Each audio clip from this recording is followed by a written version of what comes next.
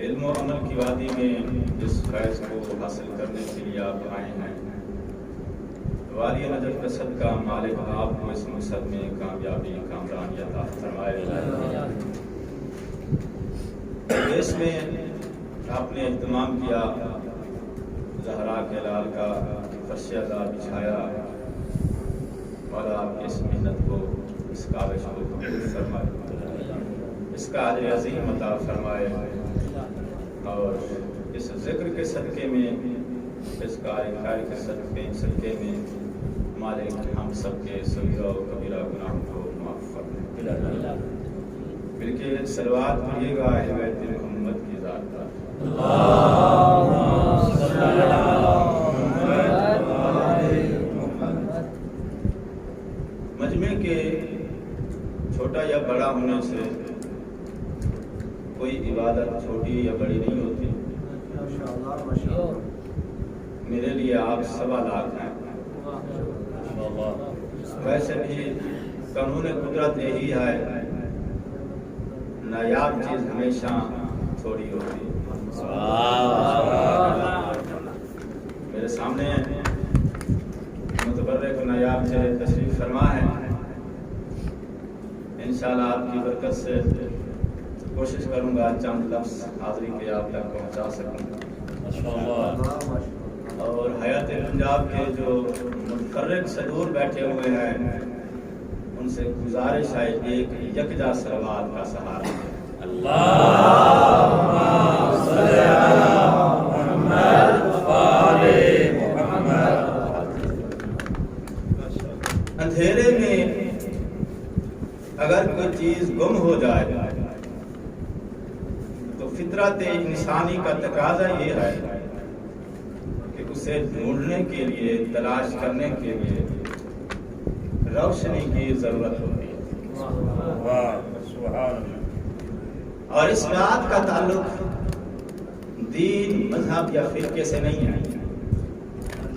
گم ہونے والی چیز کسی کافر کی ہو تو بھی وہ روشنی کا محتاج ہے، مسلمان کی ہو تو بھی وہ روشنی کا محتاج ہے، اہل سنت کی ہو تو بھی وہ روشنی کا محتاج ہے، شیعہ کی ہو تو بھی وہ روشنی کا محتاج ہے۔ العلم نور والجہل ظلم، جہالت ایک اندھیرا ہے۔ باب علم رسول کی نگری میں جملہ کہہ رہا ہوں، جہالت کیا ہے؟ ایک اندھیرا ہے، اور یہ ایک ایسا اندھیرا ہے کہ جس میں حق گم ہو جاتا ہے۔ توجہ ہے یا نہیں میرے مجھے؟ جہالت اندھیرا ہے، اور یہ ایک ایسا اندھیرا ہے جس میں حق گم ہو جاتا ہے۔ جہالت کے اندھیرے کی وجہ سے بہت سارے لوگوں کو پتہ نہیں چلتا حق کون ہے، باطل کون ہے۔ اور اگر اس اندھیرے کی، اور یہ اندھیرا اگر مزید گہرا ہو جائے تو پھر ایسے لوگ بھی آپ کو مل جائیں گے جن کو یہ تمیز بھی نہیں رہتی سامنے پھپھی ہے یا ماں۔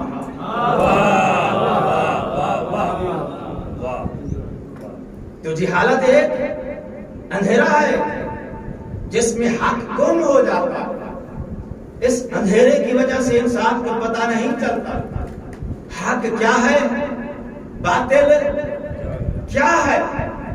تو اب وہ روشنی، جس روشنی میں حق و باطل کا پتہ ملتا ہے، جس روشنی سے حلال و حرام کا شعور، ماں بہن کی تمیز ملتی ہے، میرے نبی کا فرمان ہے ان الحسین مصباح الہدی، اس روشنی کا نام حسین ہے۔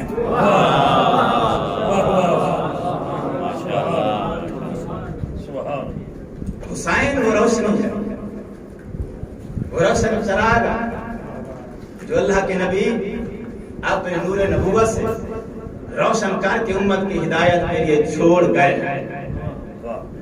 جن کی یاد میں آپ لوگ یہاں جمع ہو کے بیٹھے۔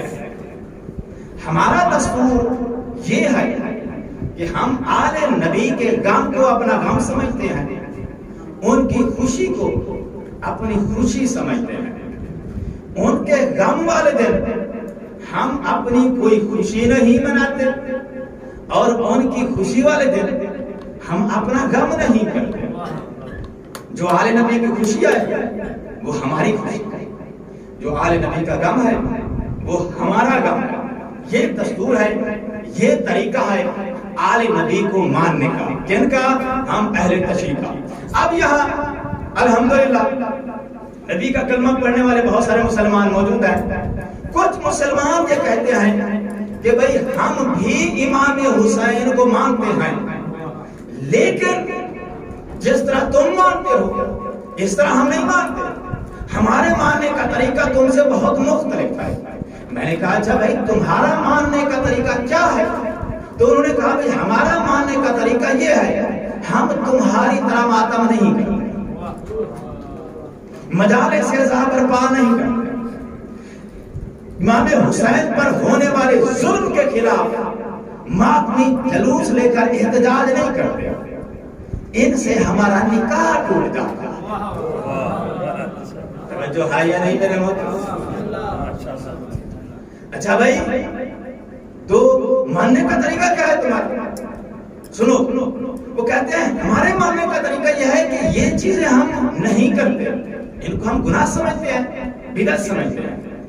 اور محرم کے دنوں میں بچوں کی شادی خوشی کرنا، تفریحی مقامات پہ جا کے پکنک منانا، ٹی وی پر میچ دیکھنا جائز سمجھتے ہیں، اور فرصت مل جائے تو قرآن مجید کی تلاوت اور نفل نمازیں پڑھ کے امام حسین کی روح کے ثواب کے لیے ایصال ثواب کرتے ہیں۔ بھائی دیکھیں، علماء ہیں جنہوں نے یہ بات کہی ہے۔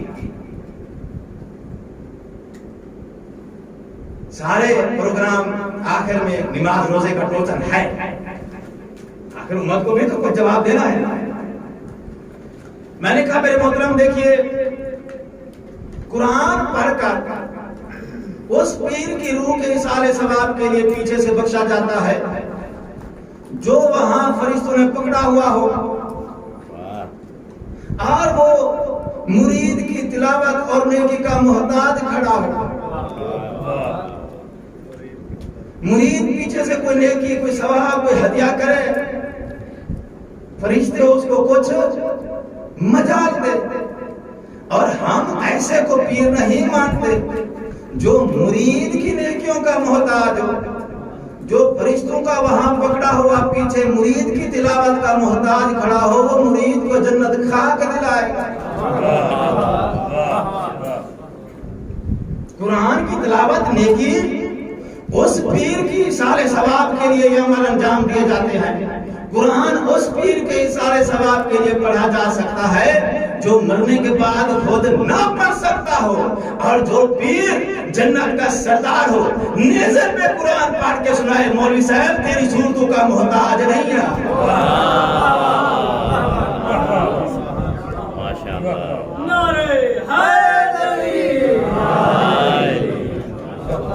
تو قرآن کی تلاوت کا ثواب ہم بھی بھیجتے ہیں، مرحومین کے خطہ میں قرآن پڑھتے ہیں ہم بھی، اور قرآن کی تلاوت کا ثواب قبلہ حافظ صاحب قاری صاحب ہم بھی، لیکن ہم ایصال ثواب نہیں کرتے، تو اور ہدیہ پیش کرتے ہیں۔ ہدیہ دیا جا سکتا ہے کیونکہ وہ ہمارے ایصال ثواب کے محتاج نہیں ہے۔ اور رہی بات نماز کی، نفل نمازیں پڑھ کے جو تم پیچھے بھیجتے رہتے ہو، بھائی ہم نماز کے منکر نہیں ہیں، ہم تو اس پیر کے ماننے والے ہیں جس نے تلواروں کے سائے تلے ادا کی ہے، قضا نہیں کی ہے۔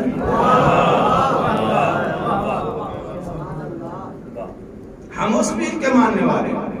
اگر کوئی مسلمان ایسا اپنا پیر دکھلا دے، ہم مذہب چھوڑنے کے لیے تیار ہیں۔ ہم بھی نفل نمازیں پڑھتے ہیں، زیارات پہ جاتے ہیں تو 2 رکعت نماز ہدیہ زیارت پڑھتے ہیں، ہم نمازوں کا منکر نہیں ہیں۔ لیکن بات یہ ہے کہ کربلا کے میدان میں نماز قاتل نے بھی پڑھی ہے، مقتول نے بھی پڑھی ہے، ظالم نے بھی پڑھی ہے، مظلوم نے بھی پڑھی ہے، حق نے بھی پڑھی ہے، باطل نے بھی پڑھی ہے، چونکہ باطل اسلام کے نبادے میں تھا، ہاں تو بظاہر وہ نمازیں پڑھ رہا تھا۔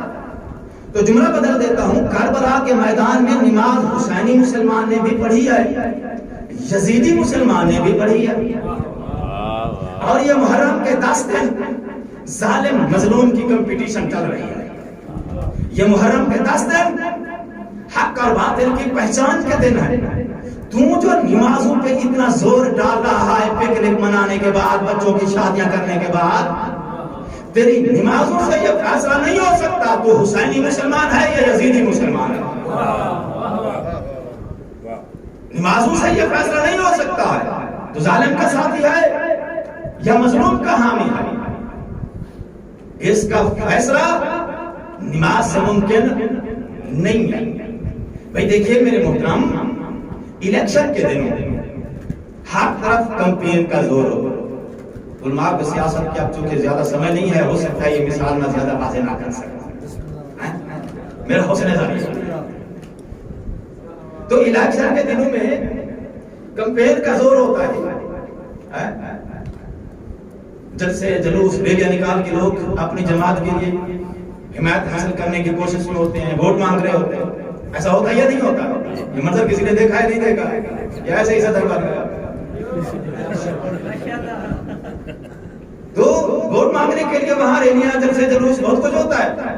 تو الیکشن کا زور ہو، کمپین چل رہی ہو، جلسے جلوس ریلیاں لے کر ہر کوئی اپنے لیڈر کی حمایت اور ووٹ حاصل کرنے کے لیے بھاگ دوڑ کر رہا ہو، اس کمپٹیشن میں، کمپین کے ماحول میں اگر کوئی بندہ ہاتھ میں پاکستانی پرچم لے کر زندہ باد پاکستان کے نعرے لگاتا ہوا جا رہا ہو، تو اس سے کیا یہ فیصلہ ہو سکتا ہے یہ کس جماعت کا حامی ہے، یہ کس لیڈر کا ساتھی ہے؟ ہو سکتا ہے فیصلہ؟ فیصلہ نہیں ہو سکتا۔ تو فیصلہ کیسے ہوگا؟ جب وہ اپنی جماعت کا پرچم لہرائے، اپنے لیڈر کے زندہ باد کے نعرے لگائے، اپنے کینڈیڈیٹ کی تصویر اپنے سینے پہ سجائے، پھر جا کے پتہ چلے گا یہ کس جماعت کے ساتھ ہے۔ پاکستانی پرچم اٹھانے سے پتہ نہیں چلے گا، کیونکہ وہ سب پارٹیوں کا مشترک نشان ہے۔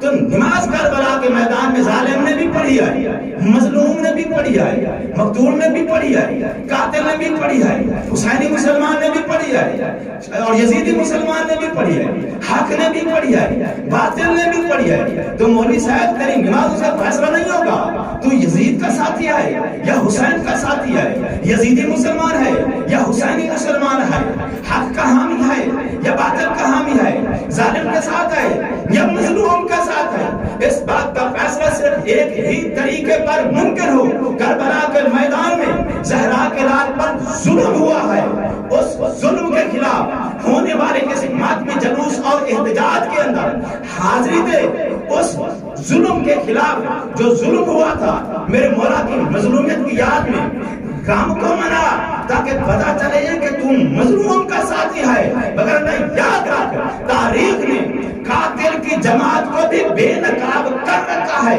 ان ھذا یوم تبرکت بہ بنو امیہ کا، محرم کے دنوں میں بچوں کی شادی خوشی کی بات کرنا حسینی مسلمان کے نہیں، یزیدی مسلمان کا کام۔ حسینیت زندہ باد، حسینیت زندہ باد، یزیدیت مردہ باد، یزیدیت مردہ باد، بآواز بلند صلوات، اللہم صلی علی محمد وآل محمد۔ میں نے کہا جی مولانا صاحب اپنے عقل سے بڑی داڑھی رکھ کے اتنی بڑی بات تمہیں کہہ دی ہے کہ بھائی یہ جو محرم کے دنوں میں شادیاں نہیں کرتے، نہ کرنا بدعت ہے، اس بدعت کو توڑا جائے، اور امت کو، نبی کی امت کو محرم کے دنوں میں شادیاں کرنے کی جو تجویز دے رہا ہے، شادی حال سستے ہوتے ہیں، بھائی شادی حال سستے ہیں، لعنت اس سے بھی زیادہ سستے ہیں۔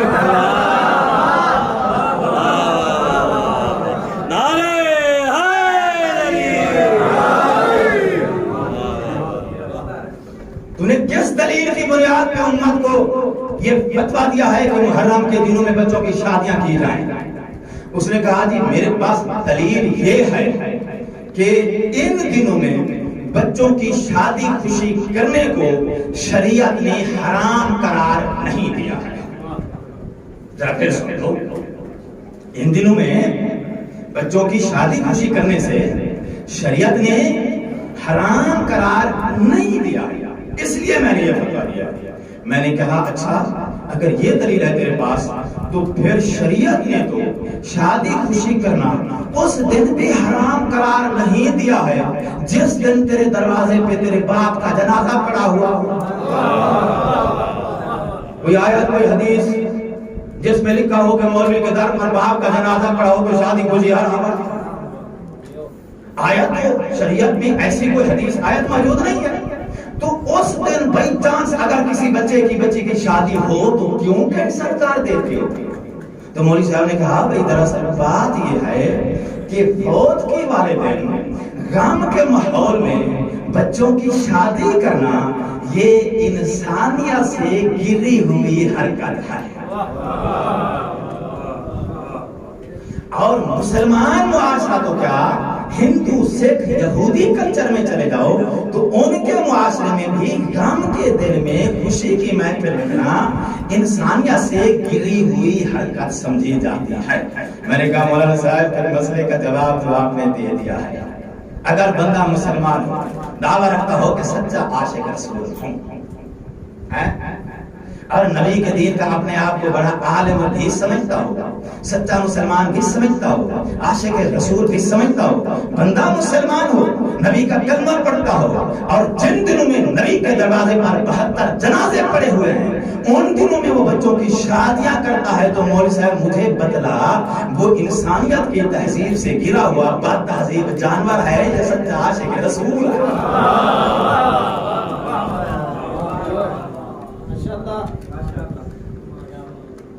میرے محترم، خوشی اور غم دو متضاد چیزیں ہیں، اور متضاد چیزیں ایک وقت میں جمع نہیں ہو سکتی۔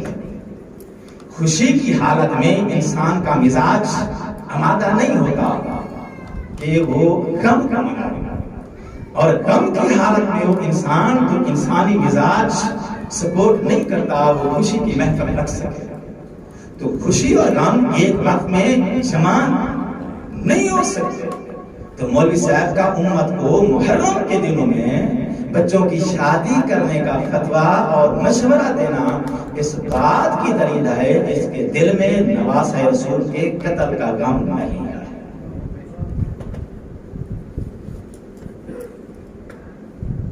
میں ایک بار سندھ میں گیا تھا عشرہ محرم کے لیے، سندھ والوں نے ایک بار ہی بلایا ہے، میں بڑا بلایا نہیں ہے، ہماری قابلیت کا اندازہ آپ لگا سکتے ہیں۔ سندھ میں ہم گئے، سندھ میں وہاں بڑے بڑے شہروں میں تقریباً ہندو آج بھی موجود ہیں، اور جو ہندو ہیں سندھ کے وہ ایام محرم میں شربت کی دودھ کی سبیلیں لگاتے ہیں ماتمیوں کے لیے، اور لنگر اور نیاز بانٹتے ہیں ماتمی جلوسوں میں آ کے۔ تو مجھے ملنے کے لیے گلوگار میں نے ان سے کہا بھائی دیکھیں ہم مسلمان ہیں، تم ہندو ہو کافر ہو، امام حسین ہم مسلمانوں کا لیڈر ہے، اور کفر اور اسلام کی ازل سے دشمنی ہے، ایسے ہے یا نہیں؟ تم کافر ہم مسلمان، امام حسین ہم مسلمانوں کا لیڈر ہے، کفر اور اسلام کی ازل سے عداوت دشمنی چل رہی ہے، تو اب اس لحاظ سے ہونا تو یہ چاہیے تھا کہ چونکہ تم کافر ہو تو ان ماتمی جلوسوں کا راستہ روکو، آزاداری کی تم مخالفت کرو، اور بجائے مخالفت کرنے کے راستہ روکنے کے تم ان کو شربت لگا کے بنا کے سبیلیں لگا کے دے رہے ہو، شربت پلا رہے ہو، نیازیں بانٹ رہے ہو۔ تو اس ہندو نے مجھے کہا بھائی قبلہ دیکھیں میں جانتا ہوں تم مسلمان ہو، میں لیکن دراصل بات یہ ہے کربلا کے میدان میں امام حسین کے قتل میں یزید کی 9 لاکھ فوج میں جب ہمارا کوئی بزرگ شامل ہی نہیں تھا تو ہم آدمی جلوسوں کا راستہ کیوں روکے؟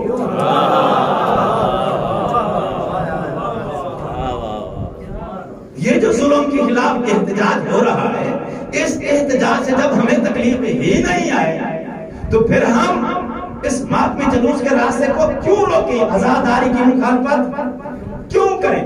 آج بھی پوری دنیا میں جہاں یہودیوں کی حکومت ہے، عیسائیوں کی حکومت ہے، ہندوؤں کی حکومت ہے، وہاں ماتمی جلوس آزاد ہے، آزادی کے ساتھ منائی جا رہی ہے۔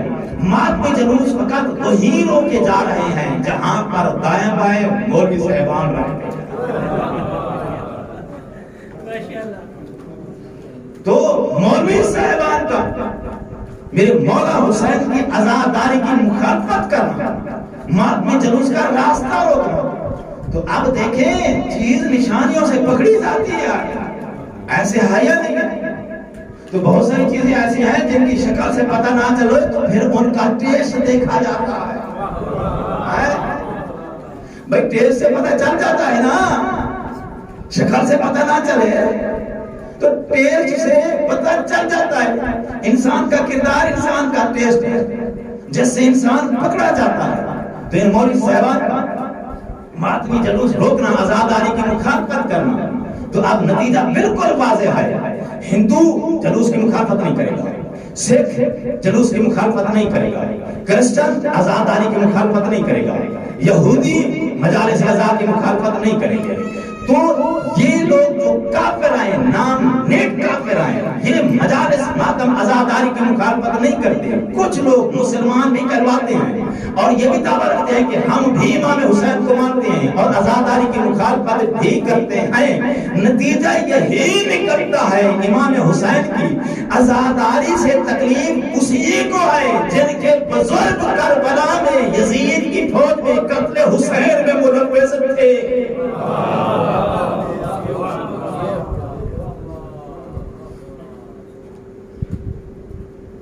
میرے محترم، میری دعا ہے خدا آپ کو سلامتی عطا فرمائے. ان حالات کو فیس کرنے کے لیے ان چیزوں کا سننا اور سمجھنا بہت ضروری ہے. میں جانتا ہوں مجھ سے زیادہ پڑھے لکھے علماء تشریف فرما ہے، ہو سکتا ہے کچھ توقعات رکھتے ہوں تو میں توقع سے ذرا علیحدہ آج گفتگو شروع ہو گئی ہے، لیکن ضروری تھی. انشاءاللہ آخر میں قوم شیعہ کے لیے، عزاداروں کے لیے کربلا کا ایک چھوٹا سا پیغام ہے. میرے محترم، ابھی میں نے ایک مثال عرض کی الیکشن کے دنوں کی. بندہ اپنی جماعت کا چیالہ ہے، جلسے میں جاتا ہے، جلوسوں میں جاتا ہے، ریلیوں میں شرکت کرتا ہے، اپنی جماعت کی خاطر پولیس کے ڈنڈے برداشت کرتا ہے، لاکھ روپے کے جیب سے اخراجات کرتا ہے اپنی جماعت کے جلسے کروا کر. تو کمپین کرتا ہے، محنت کرتا ہے اپنی جماعت کے لیے، ساری محنت کر کے اخراجات برداشت کر کے جیل کاٹ کے ڈنڈے کھانے کے بعد اگر وہ الیکشن والے تھے پولنگ اسٹیشن پہ جا کر اپنے لیڈر کے انتخابی نشان پر ووٹ کی مہر نہ لگائے تو اس نے جو محنت کی ہے، جو کمپین کی ہے، جو اخراجات یا ڈنڈے یا جیلیں کاٹی ہیں، اس ساری مشقت کی اسے کچھ فائدہ ہے؟ علماء کرام جواب دیں گے تو میں بات مکمل کر سکوں گا. اس ساری کمپین کا کچھ فائدہ ہے؟ بھائی بیچارے نے پولیس کے ڈنڈے کھائے ہیں، ڈنڈے کھانا بہت مشکل ہے اور مہر لگانا انتخابی نشان سب سے آسان ہے. تو آپ نے ایک آسان چیز کے بدلے میں اس نے اتنی بڑی محنت کی ہے اور آپ نے آسانی سے کہہ دیا کہ یار ساری اس محنت کا اسے کچھ فائدہ ہے. تو علماء دانشور تشریف فرما ہے نا، تو اب اتنی علماء دانشور جو کہہ رہے ہیں کہ اس کی محنت ضائع ہے تو یقیناً پھر بات ایسے ہی ہوگی، طے ہو گئی نا بات کہ جیالے میں جو محنت کی ہے، جو کمپین کی ہے، اخراجات اٹھائے ہیں، پولیس کے ڈنڈے، جیل کاٹی ہے، چھوٹا سا سب سے جو آسان کام انتخابی نشان کا اپنے لیڈر کی مہر نہیں لگا سکا، وہ ساری محنت اس کی ضائع چلی گئی. ٹھیک ہے میرے محترم، کربلا کے حکمرانوں کے لیے، عزاداروں کے لیے کربلا کا پیغام بس اتنا ہے: تمہاری یہ مجالس اعزا، تمہاری یہ ماتمداری، تمہاری یہ لاکھوں روپے کے اخراجات، یہ نظر نیاز، تمہارے یہ اخراجات، زنجیر زنی، ماتم، یہ سارا جتنا بھی تم نے اہتمام کیا ہے، یہ سارا مظلوم کے حق میں کمپین ہے. تمہاری یہ ماتمداری، یہ عزاداری، یہ ماپی جلوس، یہ لنگر نظر نیاز، یہ اخراجات، سب کچھ کیا ہے؟ یہ مظلوم کے حق میں یہ تمہاری کمپین ہے. اور عزاداروں، تمہیں اس کمپین کا فائدہ اسی وقت ملے گا جب تم اپنے مرشد حسین کے انتخابی نشان پر مہر لگاؤ گے. اور شیعو یاد رکھو، تمہارے مرشد حسین کا انتخابی نشان سجدہ.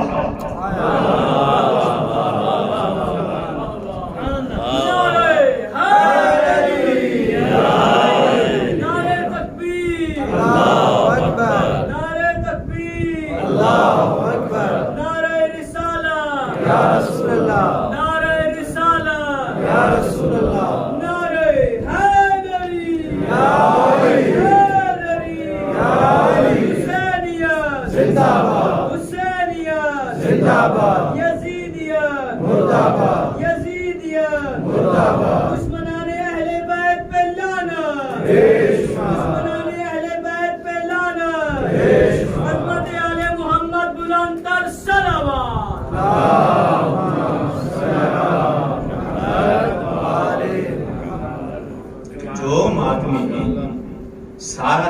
گرمی میں کھڑے ہو گئے ماتمی جلوس کے اندر آ کے زنجیر زنی کر سکتا ہے. سجدہ تو زنجیر زنی سے بہت آسان ہے.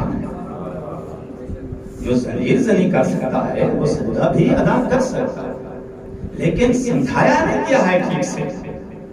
میرے محترم, نماز اور حسین کو آپس میں ٹکراؤ مت.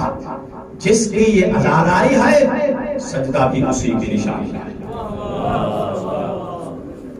بلکہ ماتم اور زنجیر زنی کے بعد سجدہ کرنے کا سواد ہی کچھ نرالا ہے.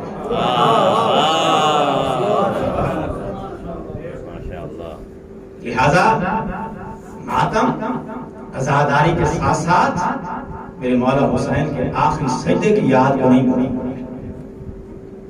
قاتل نے آخری سجدے میں زہرا کے لال کے سر کو کاٹا. کاٹنے کے بعد اس نے یہ سوچا, یہ خیال کر رہا تھا کہ اب محمد کی ہدایت کا چراغ ہدایت گل ہو گیا ہے. سمجھ رہا تھا کہ اب چراغ ہدایت محمد کا گل ہو گیا ہے. لیکن جیسے ہی اس نے نو کے سنا سے قرآن کی تلاوت کی آواز سنی تو حیران ہو کر کہا, اگر یہ اب بھی قرآن پڑھ رہا ہے تو پھر کٹا کیا ہے. ان الحسین مصباح الہدی, حسین ہدایت کا روشن چراغ ہے. تلوار سے چراغ کو کاٹا جا سکتا ہے, اس کی روشنی کو نہیں. کبھی تجربہ کر کے دیکھیں, موم بتی کٹ جائے گی, لیکن موم بتی کے اوپر جو شمع ہے, جو لائٹ ہے, تلوار گزر جائے گی, شمع لائٹ دوبارہ پھر جوڑ جائے گی. تلوار سے لائٹ روشنی نہیں کر سکتی ہے. زہرا کے لال کا سر کاٹا گیا سجدے میں, مگر ہدایت کا جو روشن چراغ تھا وہ سر کٹنے کے بعد بھی روشن رہا. اور میرے مولا نے یہ ہدایت کا چراغ تیر سے نہیں اپنے خون سے روشن کیا.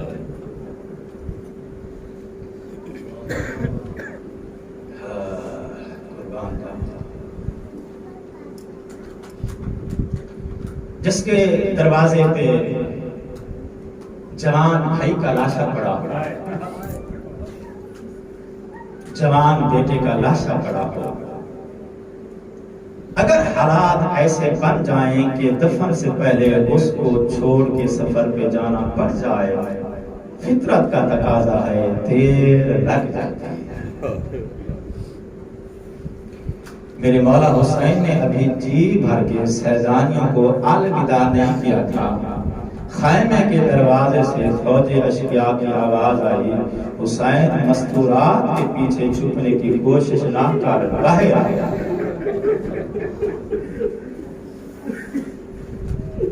لفظ تیر سے زیادہ زہریلا تھا. میرے مولا حسین نے رک کر فرمایا, اما جائی, میرا غازی مارا گیا ہے, دروازے پہ پہرا دینے والا کوئی نہیں ہے. مسلمان بہت بے حیا ہے, میری زندگی میں خیام میں داخل نہ ہو جائے.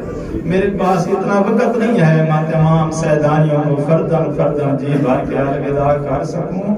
زخمی پیشانی پہ ادب کا ہاتھ رکھ کے فرمایا, علیکم منی سلام. میں کوئی بات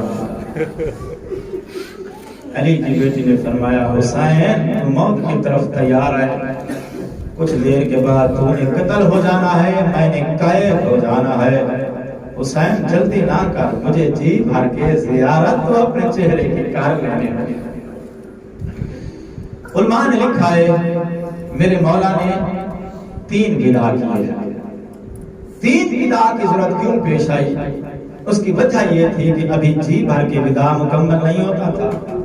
فوج اشقیاء گستاخی کرتے کرتے خیام کے دروازے تک آ جاتے. وداع چھوڑ کے میرے مولا خیام سے باہر آ جاتے. فوج کو دور بھگانے کے بعد پھر دوبارہ وداع کے لیے آتے. 3 بار فوج کو دور بھگایا اور 3 بار میں اس طرح میرے مولا نے وداع مکمل کیا ہے. غازی کے گزر جانے کے بعد میرے مولا حسین نے بہت مشکل وقت دیکھا. فرمایا اما جائی تبرکات والا صندوق کھولو، اس کے اندر ایک پرانا قمیص، وہ مجھے قمیص لا۔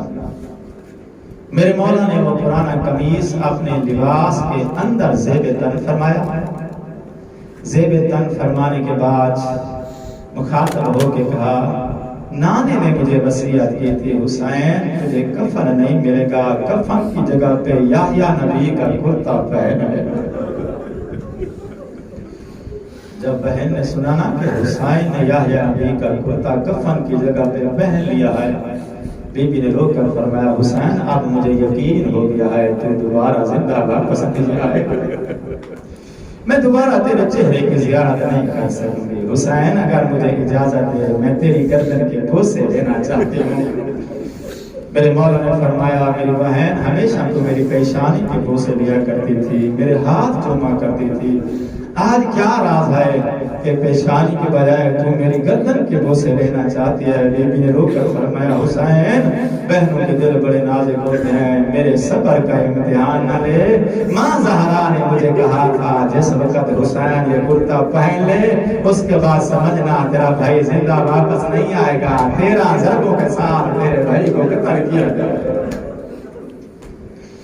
میرے مولا نے فرمایا بہن زینب اگر اجازت ہو تو ایک وصیت میں نے بھی پوری کرنی ہے، اپنے ہاتھوں سے تھوڑی چادر ہٹاؤ۔ چادر ہٹانے کے بعد میرے مولا نے بہن کے ہاتھوں کا بوسہ لیا، رو کر فرمایا مجھے بھی میرے بابا علی نے کہا تھا حسین تیری بہنوں کو اللہ کے دین کی خاطر وصیت کر۔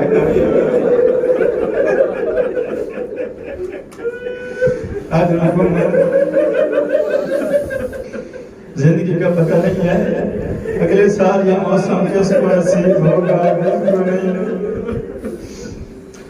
سیدانیوں سے ودا کرنے کے بعد میرے مولا حسین سید سجاد کے خیمے میں آئے، بیمار امام کے سر کی جانب آ کے میرے مولا بیٹھ گئے ہیں، نہیں معلوم اللہ جانے خون کا قطرہ تھا یا آنسو تھا سید سجاد کے چہرے پر گرا ہے۔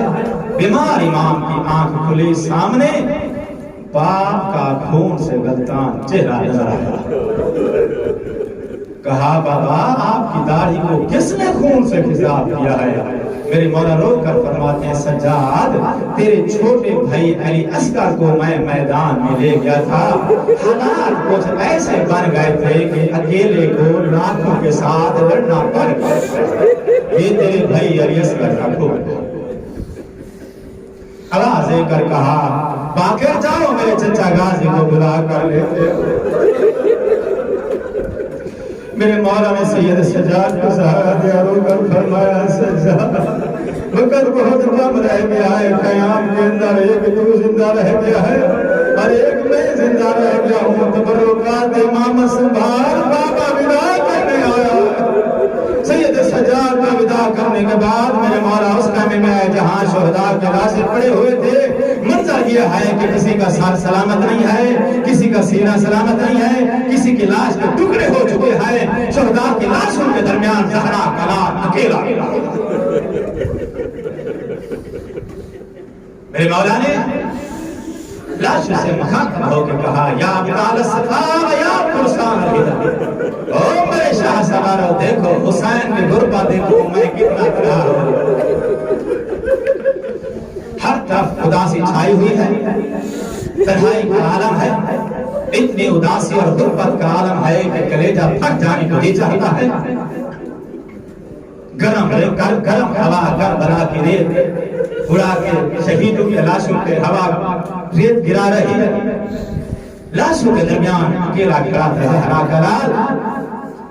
جب کوئی جواب نہ آیا تو میرے مولا نے خود ہی رو کر فرمایا تم اب اس وادی میں جا چکے ہو جہاں جانے کے بعد پھر کوئی دوبارہ واپس نہیں آتا، رب کے حوالے حسین اکیلا رہ گیا۔ میرے مولا حسین درکنار پہ آئے جہاں میرے مولا کا گھوڑا انتظار تھا۔ تاریخ میں کہتی ہے کہ میرے مولا نے سوار ہونے کے لیے رکاب کا سہارا لیا ہے، زیر میں ہاتھ ڈال کے رکاب کا سہارا لے کے زہرا کا لال سوار ہونے لگا ہے، کوشش کے باوجود سوار نہیں ہوتا۔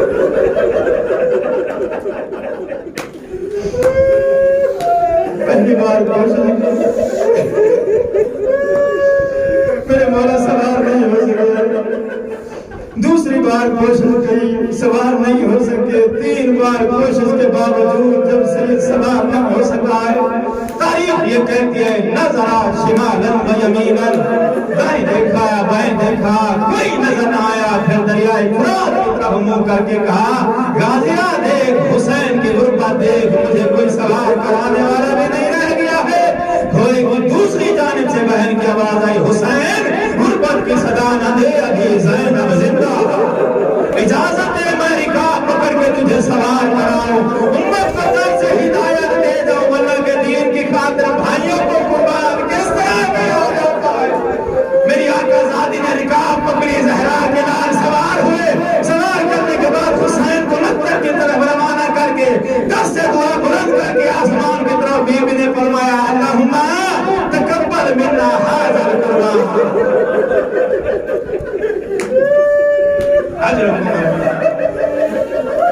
اور آپ کے خود سے منظور جی بھائی کرو لو، زندگی کا پتہ نہیں ہے۔ میری مولا میدان میں آئے ہیں، زہرا کے لال نے پیاسے لال نے حملہ کیا ہے۔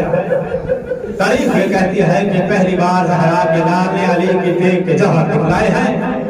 اتنی بڑی جنگ کی ہے زہرا کے پیاسے لال نے، کوفہ اور ذوالقفل شہر کی دیواریں اور مکان نظر آنا شروع ہو گئے، میدان خالی ہو گیا۔ حاطف غیبی سے آواز آئی، یا ایتھا النفس المطمئنہ ارجعی الی ربک راضیۃ مرضیۃ۔ حسین میں نے تجھے کربلا میں فوجوں کو قتل کرنے کے لیے نہیں بلایا۔ عزادارو، ہر انسان کے پاس والدین کی 2 خوبیاں ہوتی ہیں، باپ کے خون کا جوہر، ماں کے دودھ کا اثر۔ حسین کا باپ بڑا بہادر تھا اور حسین کی ماں بڑی عبادت گزار تھی۔ آواز ہے حسین ابھی تک جو تو نے شجاعت دکھلائی ہے یہ تیرے باپ کے خون کا جوہر ہے۔ حسین وہ سجدہ دکھا جو کوئی نبی بھی ادا نہیں کرتا۔ حسین میں تیرے سجدے کا مشتاق ہوں، حسین وہ سجدہ ادا کر جیسے سجدے میں میری توحید کا راہ رزن میں قضاہی و تسلیما لامرہ پڑھ کے سید نے تلوار دنیا میں رکھی، گھوڑے کا رخ مکہ کی طرف بڑھا۔ مسلمان نے جب دیکھا کہ زہرا کے لال نے تلوار دنیا میں رکھ لی ہے، بھاگی فوج دوبارہ جمع ہو گئی ہے، عمر سعد اعلان کر کے کہتا ہے حسین کے گھوڑے پر تیروں کی بارش شروع۔ میرے مولا حسین کے بھاگتے ہوئے گھوڑے پر تیروں کی بارش شروع ہوئی ہے۔ تاریخ یہ کہتی ہے کہ اتنے تیر لگے ہیں سید کو، اتنے تیر لگے ہیں سید کو، جو نشانے پر لگے وہ حسین کو، جو خطا گئے وہ گھوڑے کو۔ گھوڑا جب خیام سے چلا تھا نام جواد تھا، جب واپس آیا جواد نہیں زلجرا پرو والے کو کہتے ہیں، گھوڑے کے پار نہیں ہوتے عزادارو۔ اتنے تیر سید میں لگے تھے، دور سے دیکھنے والے کو یوں لگتا تھا جیسے کوئی پرو والا تیروں پر تیروں کے نشان ہے۔ جس وقت میرے مولا تیروں کی وجہ سے اتنے کمزور ہو گئے، میرے مولا نے محسوس کیا کہ مقتل سے پہلے کہیں زین نہ چھوٹ جائے۔ میرے مولا نے زین پر جھک کر گھوڑے کی گردن میں اپنی دونوں بائیں ڈال دی، آواز دے کر کہا گھوڑا میں بہت زخمی ہو چکا ہوں، مجھ پہ آخری منت لگا، مقتل تک پہنچا۔ سید جس وقت گھوڑے کی زین پہ جھک گیا ہے نا، عمر صاحب نے دوسرا اعلان کیا ہے، نیزے بردار فوج کے دونوں دستے قریب آئے۔ تاریخ یہ کہتی ہے کہ درمیان میں میرے مولا حسین کی سواری ہے، میرے مولا حسین کے گھوڑے کی دونوں جانب نیزے بردار فوج کے دستے ہیں۔ عزادارو شاید نیزہ آپ نے دیکھا نہیں ہے، میں سمجھا نہ سکوں۔ نیزے بردار فوج کے دستے جس وقت میرے مولا کی سواری کی دونوں جانب قریب سے آ گئے نا، تاریخ یہ کہتی ہے کہ دائیں جانب والے فوجی میرے مولا کو نیزے سے حملہ کرتے، میرے مولا بائیں جانب بھائی جانے والا فوجی حملہ کرتا ہے، میرے مولا بھائی جانے علامہ مدرسی لکھتے ہیں بے صاحب قدم دور تھی، سید سے زین چھوٹ گئے، جس پر اتنے تیر لگے ہوئے تھے، میرے مولا حسین سے زین چھوٹ گئے، لیکن میرے مولا حسین کے صرف قدم زمین پر آئے، باقی جسم تیروں پر معلق تھا۔ میرے مولا امام موسیٰ کاظم علیہ السلام سے کسی مومن نے پوچھا تھا، مولا سنا ہے کربلا کے میدان میں آپ کے زیادہ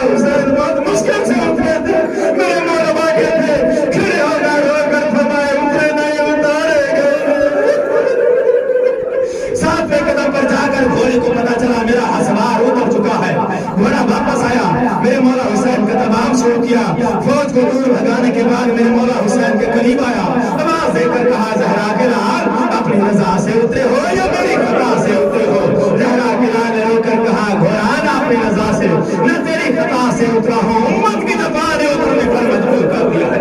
گھوڑا کہتے ہیں میرے مولا آپ بہت زخمی ہیں، آؤ سوار ہو جاؤ، ان کو امت سے دور لے دو۔ میرے مولا فرماتے ہیں گھوڑا میرا وقت قریب ہے، میں اب سوار نہیں ہو سکتا۔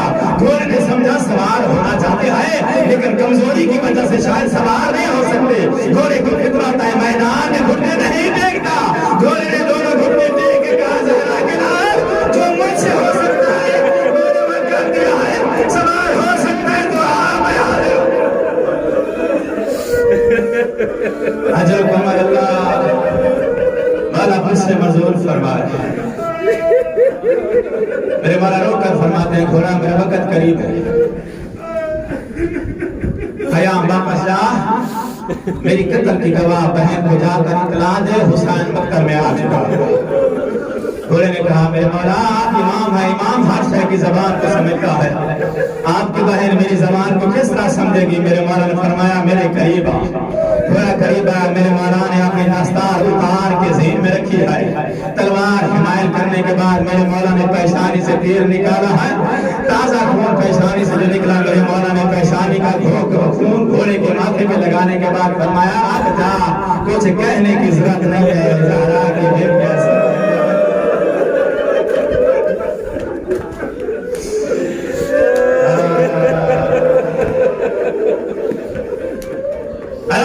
رحمت اللہ علیہ لکھتے ہیں جس وقت گھوڑا چلا گیا حسین اکیلا رہ گیا، آخری سہارا حسین کا میرے مولا کا سوار۔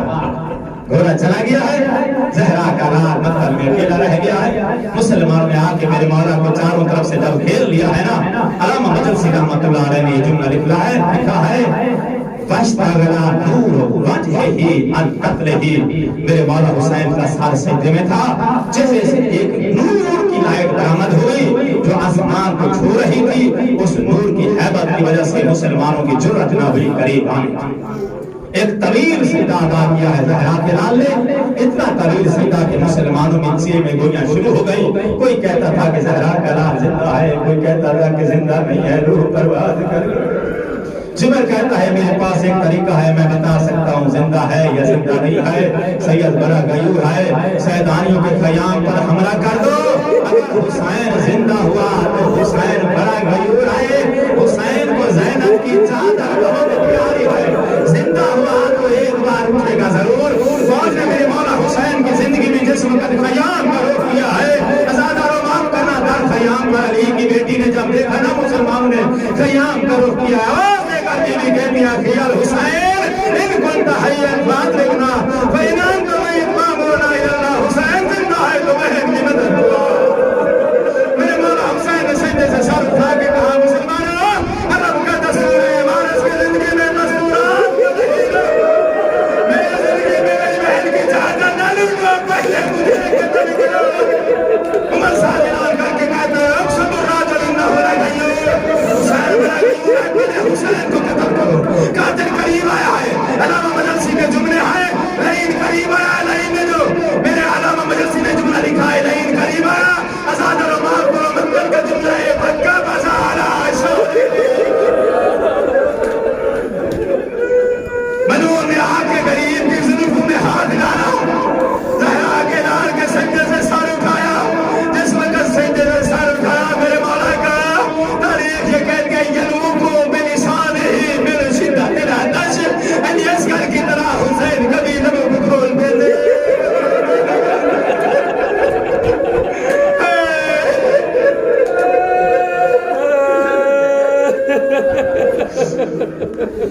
میرے مولا حسین نے قاتل کے چہرے کی طرف دیکھنے کے بعد کہا اپنا تعارف دے تو کون ہے؟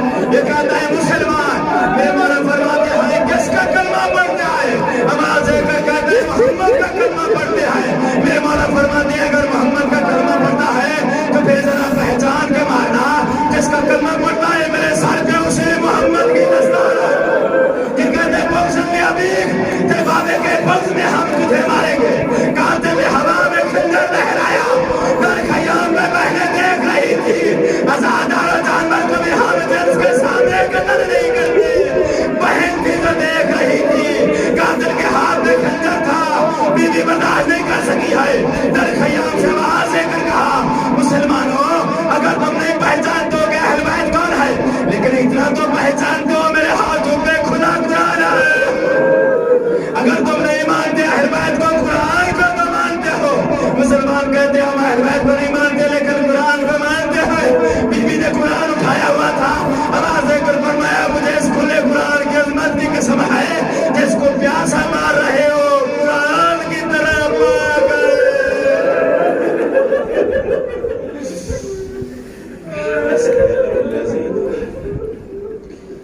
سلام علیہ وسلم